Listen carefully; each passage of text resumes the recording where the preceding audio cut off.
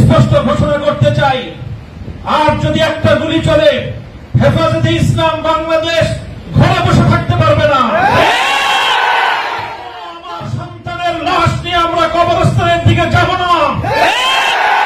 পরবর্তী সন্তানের লাশ কাঁধে আমির হেফাজত ইনশাআল্লাহ রাজপথে যখন নামবেন, টেকনাফ থেকে তেতুলিয়া পর্যন্ত পাক ভাঙ্গা সেই গণজোয়ার রুখে দেওয়ার সাধ্য কারো হবে না।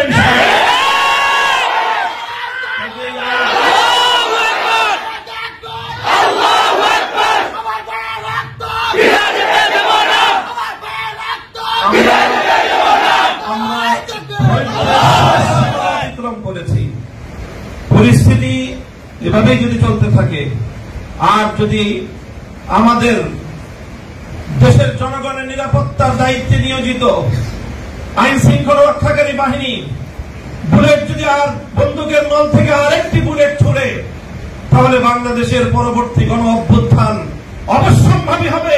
সে অভ্যুত্থান রুখে দিতে কেউ পারবে না। আমরা আল্লাহ পাক রব্বুল আলামিনের কাছে দোয়া করব, যারা বৈষম্যের বিরুদ্ধে জীবন দিয়েছে, অত্যাচারীর হাতে যাদের প্রাণ গিয়েছে, তারা নিঃসন্দেহে শাহাদাত বরণ করেছে। কাজেই সেই শহীদদের আত্মার মাগফিরাত শুধু নয়, বরং শহীদদের শাহাদাতের কবুল হওয়ার জন্য আমরা দোয়া করব আল্লাহর কাছে। এবং সেই শহীদদের উসিলায় আল্লাহ যেন আমাদের আগামী প্রজন্মকে এভাবে সকল বৈষম্য, জুলুম, অবিচার, অন্যায়ের বিরুদ্ধে রুখে দাঁড়াবার এক অদম্য সাহস যেন আল্লাহ পরবর্তী প্রজন্মের বুকে বুকে দান করেন, সেই দোয়া ইনশাআল্লাহ আমরা করব। আখিরু দাওয়ানা আলহামদুলিল্লাহি রাব্বিল আলামিন। আজকে বৈষম্যের বিরুদ্ধে যে ছাত্ররা মাঠে নেমে এসেছে, যে ছাত্র জনতা, আমি মনে করি এটা আল্লাহ পাক রব্বুল আলামিনের সেই ঐতিহাসিক নির্দেশনা বাস্তবায়নের একটি পদক্ষেপ।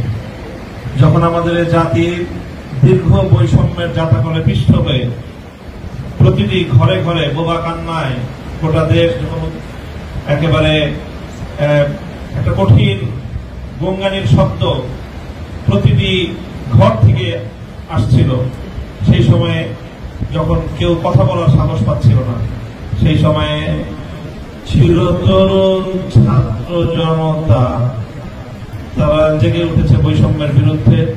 তাদের এই জাগরণ আজকে গোটা বাংলাদেশের প্রতিটি মানুষের হৃদয়কে আন্দোলিত করেছে। প্রতিটি অভিভাবক নেমে এসেছে, মায়েরা আজকে তার সন্তানদেরকে বুক চাপড়ে সাহস যোগাচ্ছে সত্যের জন্য, বৈষম্যের বিরুদ্ধে আন্দোলন এবং সংগ্রামে অকাতরে প্রাণ বিলিয়ে দেওয়ার জন্য। এই সময়ে শহীদি কাফেলা হেফাজতে ইসলাম বাংলাদেশ আজকে ঐতিহাসিক দায়িত্ব পালন করার জন্য আজকে মাঠে নামতে বাধ্য হয়েছে। আমি মাঠ বলবো, আমাদের দায়িত্বশীলরা বলেছেন দোয়ার মাধ্যমে আমাদের সূচনা, এরপরে দোয়া হবে আরেক নতুন সূচনার জন্য। এদেশে নতুন এক সূর্যোদয় হবে। স্পষ্ট ঘোষণা করতে চাই, আর যদি একটা গুলি চলে, হেফাজতে ইসলাম বাংলাদেশ ঘরে বসে থাকতে পারবে না। আমার সন্তানের লাশ নিয়ে আমরা কবরস্থানের দিকে যাব না। পরবর্তী সন্তানের লাশ কাঁধে আমির হেফাজত ইনশাআল্লাহ রাজপথে যখন নামবেন, টেকনাফ থেকে তেতুলিয়া পর্যন্ত পাক ভাঙ্গা সেই গণজোয়ার রুখে দেওয়ার সাধ্য কারো হবে না।